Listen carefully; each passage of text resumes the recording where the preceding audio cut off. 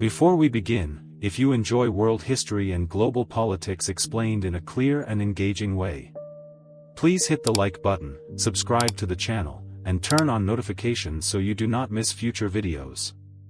Now let us explore a question that many people around the world still ask today. Why has the United States kept sanctions on Cuba for more than 60 years? Recap 1. It all started with the Cuban Revolution.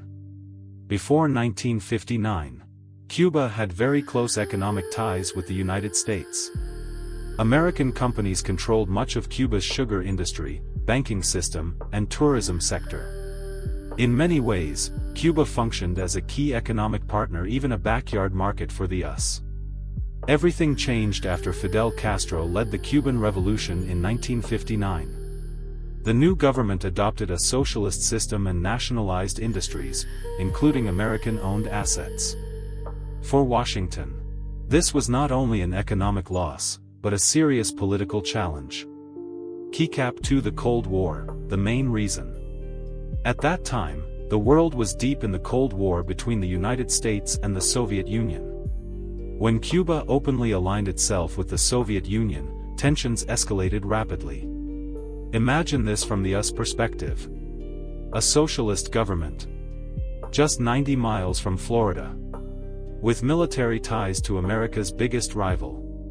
The situation reached its peak during the Cuban Missile Crisis in 1962, when Soviet nuclear missiles were placed in Cuba. For several days, the world stood on the edge of nuclear war.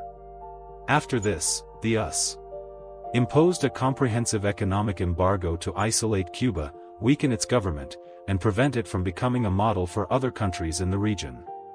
Recap 3. Sanctions were more than just trade bans. Many people think sanctions only mean stopping trade.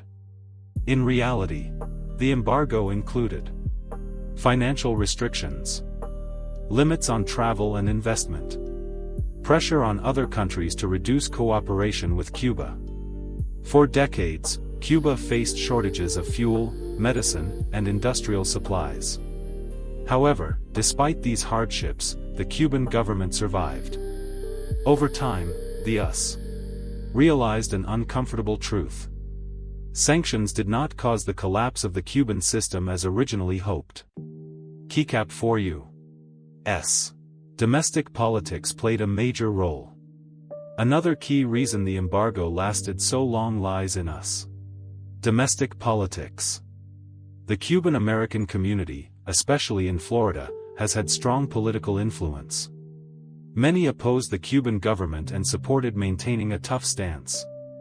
Florida is also a crucial swing state in US presidential elections. As a result, taking a hard line on Cuba often became a politically advantageous position. Recap 5. Why have not the sanctions ended yet? Even after the Cold War ended, political differences remained. Human rights and political freedoms in Cuba continued to be points of dispute. Mutual distrust built up over generations. There were moments when relations briefly improved.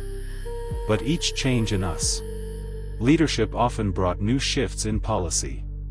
And so, the sanctions continue a lasting legacy of 20th-century geopolitics. The U.S.-Cuba embargo is not just a story about two countries. It is a window into the Cold War, power politics, and decisions that can shape lives for decades.